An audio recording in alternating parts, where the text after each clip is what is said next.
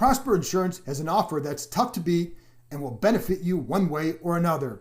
When you get a quote with Prosper Insurance, if they can't beat your home or auto quote, they will send you an official Washington football team legend jersey. Of course, if they do beat it, you'll be able to afford your own jersey or two.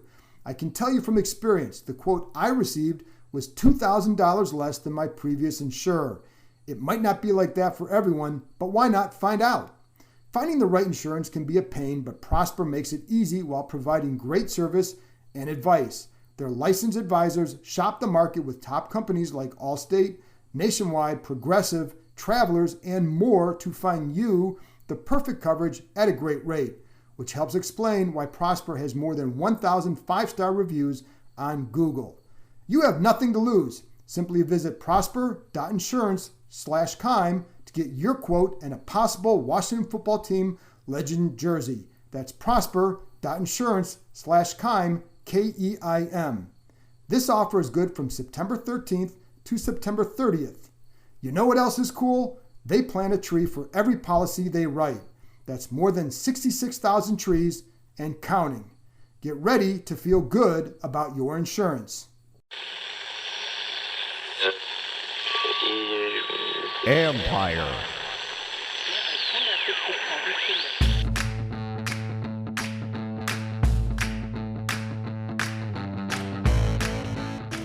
Hello and welcome to my podcast. Today, a victory podcast with the voice of the Washington football team, Bram Weinstein, as we rehash the crazy 30-29 victory over the New York Giants. It's hard to keep track of all the twists and turns in that one. We'll get into the game, but we'll also discuss initially what it's like to call a game like that. It's kind of crazy. Taylor Heinicke love, and then what the hell is going on with the D? You can follow Bram on Twitter at RealBramW, and you can read my work on ESPN.com. Of course, I'm also on Instagram, John Keim ESPN. I have a story up now on ESPN.com on Taylor Heinicke, of course, and the win over the Giants. There will also be another one posted on Saturday about his composure in those late game situations. It's a Heinicke week, folks. Also, check out the article that ran Thursday where we ranked the Washington quarterbacks since Mark Rippon led the Super Bowl win. Maybe it's a little more fun to read after Thursday night.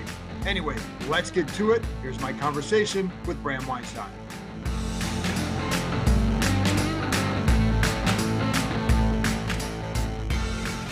Bram, we've covered a lot of games. That's going to be one that we're going to remember for a long time because of how crazy it was at the ending.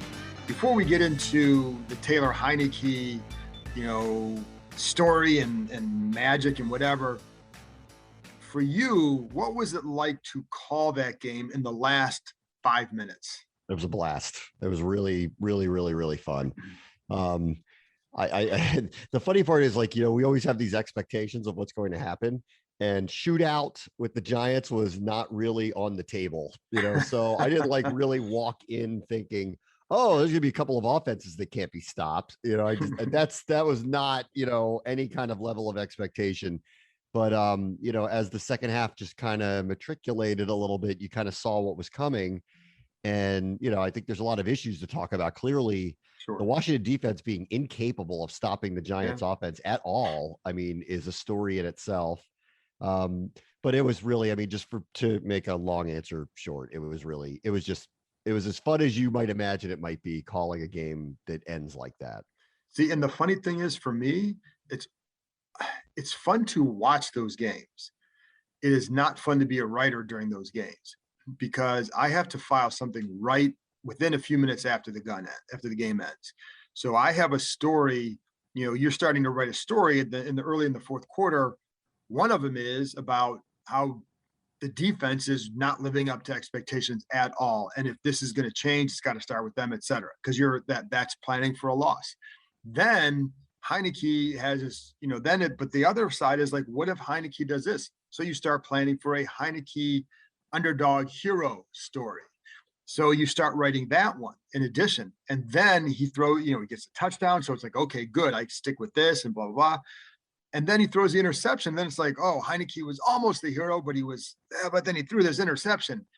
And then you have to go back the other way. So those last 5 minutes for a writer are really, really tough. As much fun as it is to watch and to see that unfold, it makes for some stress. So I'm glad you had fun calling it, because I it's, mean, think of, the yeah, NFL must be watching this because Monday night was maybe crazier than this game last yeah, night between the Raiders and the Ravens. And then Washington and New York had this. They must be jumping for joy. I mean, getting yeah. these ridiculous, crazy finishes in the ends of their games. Yeah, absolutely. And like I said, it's fun to be at, but when, just there's a lot of whatever.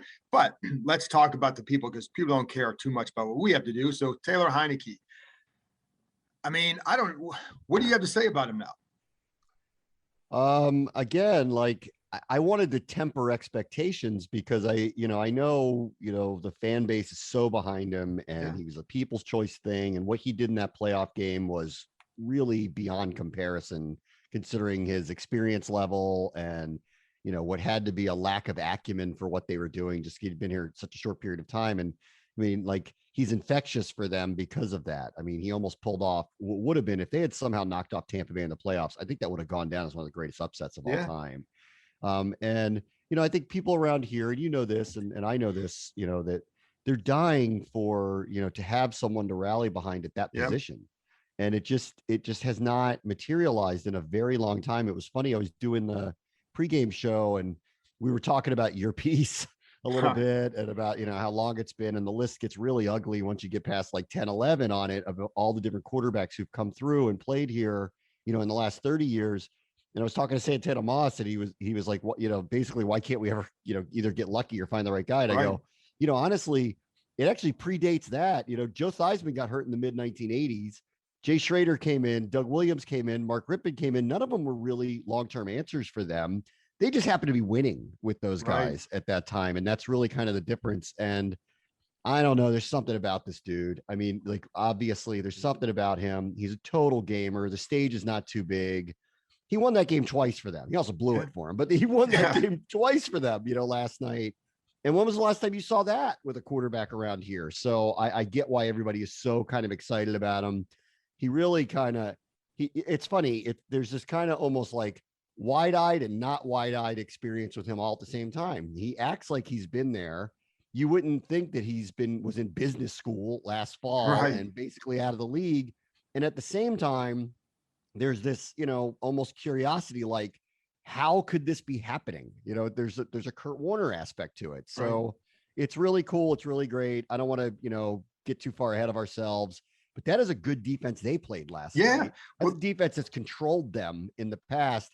He had no problem with them. So, I got to hand it to him. He was terrific. it's funny that you bring up that defense, because I saw a couple comments on social media about how, well, the Giants are a bad team. Well, No, they're not. maybe. Well, first of all, we don't know that yet. I mean, they played poorly last week. We know that. But what I know is that's a good defense. It's whether or not they're a good team or bad team, that's a good defense that he picked apart. And it's funny because there's a lot of things that kid, he's not a big kid. He doesn't have a big arm. He plays with a gunslinger mentality, but he doesn't always have the arm to match it. And there are sometimes a couple throws you say, okay, you may have gotten away with one, like the one to Humphreys on the 2-minute drive. But, if you say, what's it, you point to that kid because he's got something that people gravitate to, fans, players. And you're right. Like, the thing that impressed me in those 2-minute situations, you look at how calm he is. And even on the touchdown to Ricky Seals-Jones, what impressed me is he looks down the middle. He wants Logan Thomas, looks to his second read, which I think was Terry in the seam on the left side running a little post. He's got a gap that opens up. He could have run, and it almost looks like he thinks about it, and he sees Ricky Seals-Jones is like, and internally he's saying he's got the height advantage on this guy.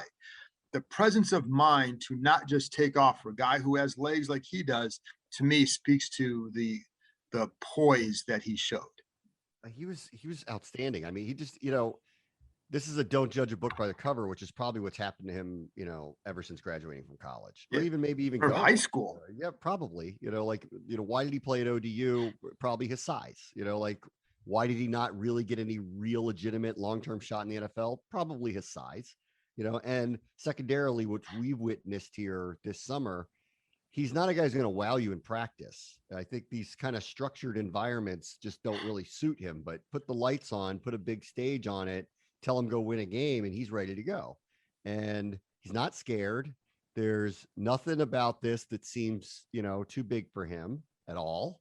And that's a really good sign. And it's funny, like, Daniel Jones, man, I mean, if he played this team every week, he'd be a Pro Bowler.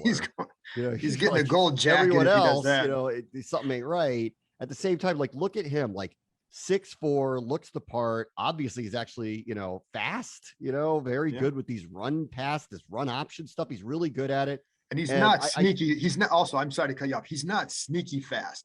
He is fast. He's fast. Lyman Collins called. He's not sneaky fast. No, he's fast. And then the other thing, I couldn't believe this when I saw this stat yesterday coming into the game. Last year, the highest rated passer on deep throws was Daniel Jones in the NFL. Yeah. So he's got a big, accurate arm. So it does start to make this case for why the Giants don't want to turn the page on him. And yet, in so many different situations, he's wilted or had a turnover. And maybe, so that's why you get to is the stage too big for this guy? Because it never seems to go his way. And this dude just like kind of walks in off the street, slings it around.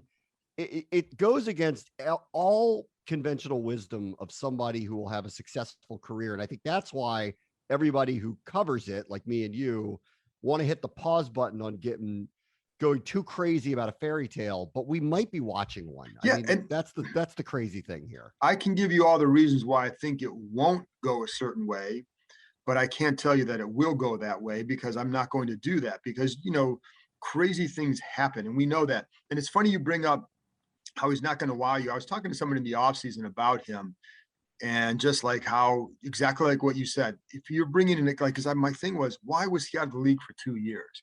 It's like, well, you're bringing a guy like that for a workout. He's not really going to impress you because he's not able to show you all that he can do. What you're seeing is a guy who, is not a big guy again, doesn't have this big, powerful arm. So you're not really able to see. So what he did last year in the playoff game is he basically made it so that way if he is in that situation again, he will get signed because now they saw what he could do. Before then, though, you didn't, all you saw were the negatives. And sometimes you've got to look at, well, okay, what makes a guy good? And he anticipates well. He knows the offense well. He knows where he's supposed to go. In some ways, Bram, and I'm going to talk about this later on here, but like when Trent Green came up and had that one big year, he was in the same offense for 4 years. He knew the offense well. So when he got his chance, he was ready. And I'm not saying Heinicke's going to go on and do what he did, but I think there's a similarities in terms of he knows this offense well. And this maybe is the right spot for him with this coach. Who knows? Meaning Scott Turner. We had talked about this a couple times on your show, and I decided not to answer the question about Fitzpatrick because I thought the amount of plays that you would be judging how his comfort level in the offense and where he would lead them. I just didn't think it would be fair to make a judgment on him because it was such a small sample size, preseason and regular season. But I mean, the comfort level between the two is night and day. Yeah. And here's somebody who's, 17 years in the league. And here's another guy who's felt like he just walked in off the street and he's like, what do you want me to do? Oh, sling it to that guy. Okay. It's just like, yeah, like it really, there's no common sense attached to any of it. And, I don't want to get this mistaken. Like, I'm not down on Fitzpatrick. I hope he gets healthy. I hope he comes back. I think he makes them better by midseason if he is able to be healthy. And I wasn't turning the page on him. But there was a clear, like, one guy's very comfortable here and the other guy's kind of figuring it out. And I know that they were leaning on the guy with all the experience because they thought it was better served for them long-term to lean on the guy with all of the experience. But I mean, it's just night and day what has been happening since he's come in. And, there's a reason for that. And it's him, there's some kind of competitive spirit in him. You know it when you see it. Will he take them far? I don't know, but I think we're all locked in for the ride now to see what's going to happen next. Yeah, and I think it's because he's a bit of a mystery. And again, I can point out all the reasons logically where you say, hey, at some point it could go this way. Because you see this, and this, but there's still mystery to him. And I still want to sit there and watch him every week because Well, when does that happen? Does it happen? When? Is this Gardner Minshew who comes in and has these great things? But what I know is that we've seen him play 11 quarters now, and he's looked pretty good in each of those quarters. Look, weird things happen. I mean, Yeah. Nick Foles won a Super Bowl. He was a backup in Philadelphia. He won the Super Bowl, and ever since then, he really hasn't done very much, and really hadn't done very much beforehand. So, right place, right time, people who trust you. He earned the right to compete on this team. That's why they gave him the contract that they did. He earned the right to be told that you are pseudo in a starting quarterback competition because of the way he performed in the spring. And now, they've said, all right, kid, here it is. And he was just outstanding on short rest, no time to really think about it, no time to really prepare adequately because of the short week, big bright lights. Some guys don't perform well there. He shined. He absolutely shined. And again, I want to reiterate, and I agree with you, the Giants defense is not bad. No, they're not. Like the Giants defense last year was really top good. 5 in takeaways. The Giants defense was top 10 in total defense. Like if it wasn't for turnovers from them on the offense, their record would have been different. And if it wasn't for Sudfeld coming in that Eagles game, they might have won the division last year. Right. So, they're not bad. They might be off to a slow start, not unlike Washington is, but go look at what they do and you'll see like they're going to turn it around too at some point. Week 1 may be over, but the season is just getting started at DraftKings Sportsbook, an official sports betting partner of the NFL. To kick off Week 2, DraftKings is giving new customers $200 in free bets instantly when they bet $1 on any football game. Listen up because you don't want to miss this. Head to the DraftKings Sportsbook app now and place a bet of $1 on any Week 2 game to receive $200 in free bets instantly. Download the DraftKings Sportsbook app now and use promo code Keim to receive $200 in free bets when you place a $1 bet on any football game. That's promo code Keim, K-E-I-M, this week at DraftKings Sportsbook, an official sports betting partner of the NFL. Must be 21 or older, New Jersey, Indiana, or Pennsylvania only. New customers only. Minimum $5 deposit and $1 wager required. One per customer. Restrictions apply. See DraftKings.com/sportsbook for details. Fun to have a different story to chronicle because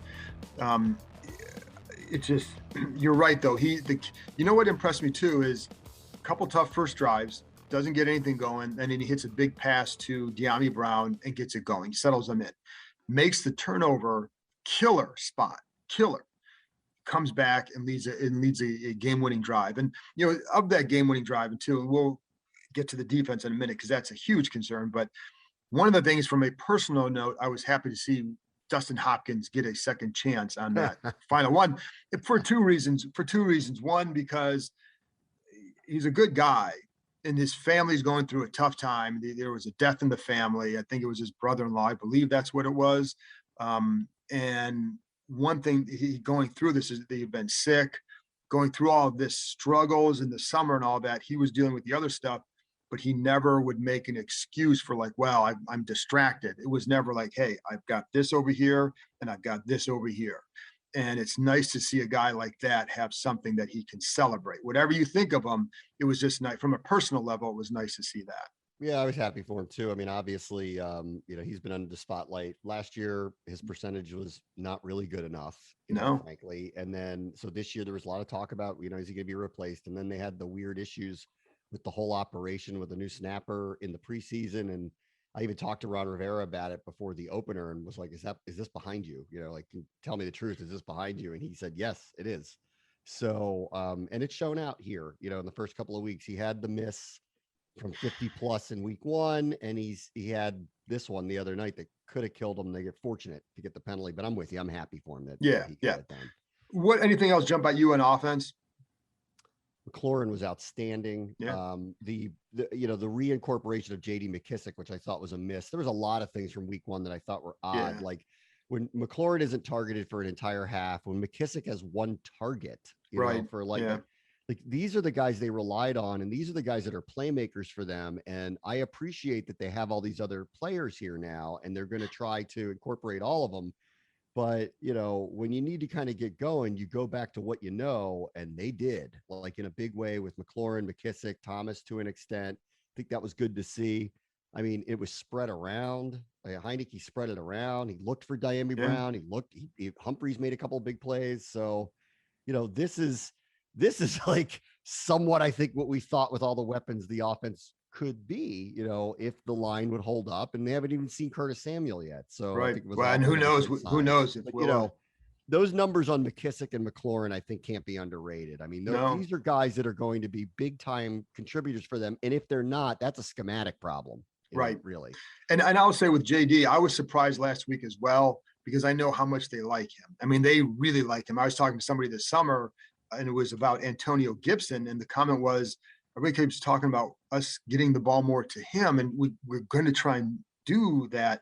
It's like, but you can't forget about JD McKissick, because this is a guy that they really trust in those roles, and you see why. And that was a really nice out and up route. He sold the out route on the 56-yard gain, and just a nice play. All right, defense, disappointing. I don't even know where to begin with them, because they're not, the 4-man rush isn't getting enough pressure, and the coverage isn't holding up behind it. I'm genuinely shocked at how poorly they've played in the first 2 games. I am too. There was another stat that I saw before the game that was really eye-opening. In rewatching the Chargers game, initially just my gut when they played live, it was like, well, they tried to rush with 4 and they just didn't get a lot of pressure, and Herbert killed them. And then when I rewatched, it was obvious they didn't just rush with 4. No, they were bringing people. Yeah. And then, it turned out that they brought pressure, or attempted to, the 3rd most of anybody in the NFL, and they didn't get any pressure. And their percentage of actually getting pressure on Herbert was one of the lowest in the league. Yeah. So it wasn't even just that they tried to bring 4, but when they did bring Bostic or Holcomb, or very little off the edge, but if they tried anything, it wasn't working either. And that's really disconcerting. I mean, if you're actually going to blitz with that, defensive line, you should have some free pass to the quarterback along the way. That's not happening. That said, I mean, game 2 was much better in terms of at least getting pressure on Jones. John Allen was terrific in the center of the line. But still, I mean, the second half, Jones with a clean pocket is actually quite accurate. Yes. And I know everyone wants to make fun of him because of what his record is, and he does really have talent. He does have talent, and more what you see is like there's just something with him in these tight situations that go awry, and some of that's probably on him. But this is problematic. I mean, the strength of this team, we know what the strength of the team is. If it's not going to be the strength of the team, we all have to adjust our expectations. Yeah, and big time. We can't turn Heinicke into Pat Mahomes yet, so like No. at some point, like they're going to have to, and I keep believing like this is going to turn, like they just have too much talent. The talent will take over at some point when they get on the same page, but they're clearly not there yet. And like, frankly, like the Hopkins, if Slayton catches that ball where he's 15 yards behind the secondary, we're not talking about a game-winning field goal. No. If they didn't make that hold call on the Jones touchdown, we might not be talking about a game-winning field goal. Offsides on the offsides penalty on the field goal. I mean, they were very fortunate last night, and the defense in particular was very fortunate last night. And I think you and I agree with this. That Chargers score is not emblematic of how much better LA's offense was than the Washington defense. So I don't know what the answer is, but this is not good. I mean, and it's not close to good, and it's far from what you might expect from them at this point. It is. And what troubles me with the pressures, and the last sack they got on Jones last night was a slot corner blitz from Kendall Fuller, and he got home free. And he rushed that. He was on Chase Young's side. It was a well-timed, well-executed blitz. But what concerns me is that they're not getting home with 4. And the benefit of having these kind of players up front is that you don't always have to blitz. You shouldn't have to blitz to apply pressure. Now, some of those blitzes are going to be 4-man blitz rushes because it may be a fire zone or whatever. And so you're dropping a guy, but you're overloading a side. But they're not getting home with those 4. And that to me is what's concerning, because they've got to be able to do that. because that's the strength of their team. And it allows you to play more with coverage, and it makes it harder for a quarterback to pick that apart. So that is where I'm at. And then also, Bram, too, the other part is the undisciplined play. And you saw it on the Barkley run. You saw it on the Jones run, where guys are not doing what they're supposed to be doing, whether it's, on the Barkley run. I'm not sure exactly what happened.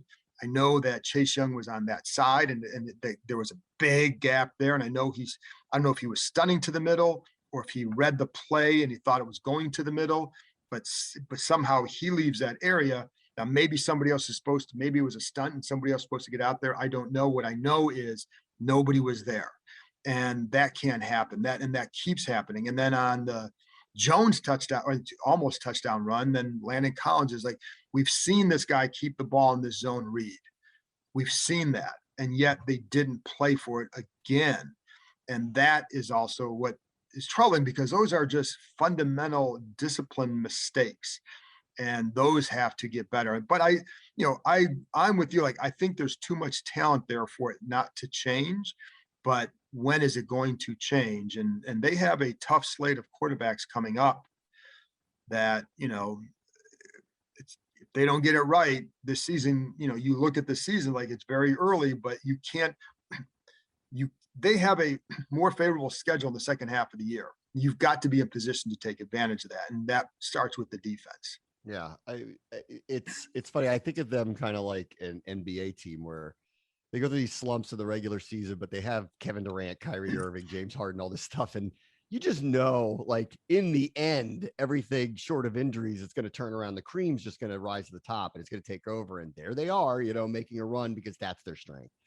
I look at these guys like Sweat, Young, Payne, and Allen, and I go, eventually, I don't know what's going to click or when it's going to click, but it will. Like, this can't possibly go on the entire year. And I'm really interested to hear what Ron Rivera say today, because it is 2 weeks in a row. And what's really disappointing about this is everybody knows how marginalized the Giants offense was. Barkley actually looked a little bit better than I anticipated last night. Yeah. After everything I'd heard and what I saw from the Denver game, I didn't know if he was even going to play. I actually thought he looked okay. He didn't look like himself, but he looked okay. He looked better than he did last week. That's for sure. He did. And then their offensive line is in tatters. And then they have a devastating injury to the center, who's the backup center, or the guard who was the center. And now they're bringing in another guy who'd been there a week. This is a classic. They're going to get overwhelmed, by this group. And it literally did not happen. And I don't know this. The Giants scored on every drive that they had in the second half. I mean, that's ridiculous. Yeah. It really is. I mean, based on their personnel issues, based on the fact that they're not that kind of offense, and based on the defense that we supposedly have here, that's not right. That's not right. And it is cause for major, major, major concern. And they better figure it out quick, because if they don't, they're going to get toasted by this guy next week. So let's see. Yeah. And I think it goes back to, we've talked about maturity, and Ron Rivera has talked about that. Last thing, you look at for all those issues, is it good or bad that even for all the issues, like, they haven't played that great? They haven't done this. They're 1-1 with the chance to have been, maybe not a great chance to be 2-0, because you look at the game and, who knows what happens if they don't fumble. Does Herbert still lead them down? We don't know. But they've been in a position to be 2-0 despite how they played. Is that okay? Or do you look and say, part of me says, okay, well, that shows the mindset. The other part of me says, that's fine, but this stuff adds up. And if you don't get it fixed, you're not going to be in position to win. Yeah, I think it adds up, but I trust that, and this has happened for years with the Rivera teams. They get better as they go. They do. Second half of the year. I trust that. The other thing that's happened here in the first couple of weeks, they've got like 17 or 18 penalties. That's right. There's a lot. There's a lot going on here, like a lot of mistakes. And I know that one on Chase Young was bogus. It was ridiculous.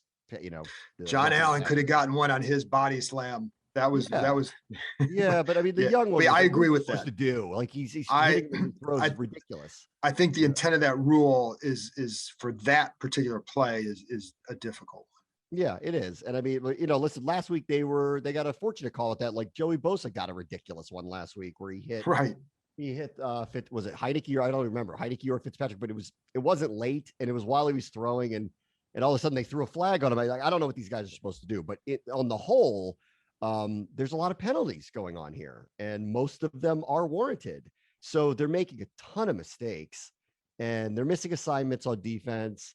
And I have to think it's going to get cleaned up, because Rivera's history is it does. And they do typically get better. And they're not, his teams, there's hallmarks of his teams, and they're not mistake riddled teams.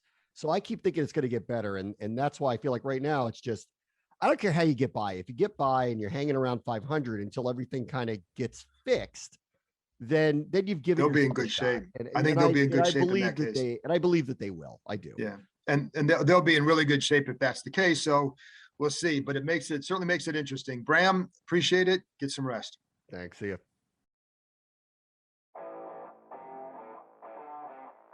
That's it for this episode. I'll be back with another one early next week, hoping to have one Monday, but it might be Tuesday morning at the latest. We'll talk to you next time.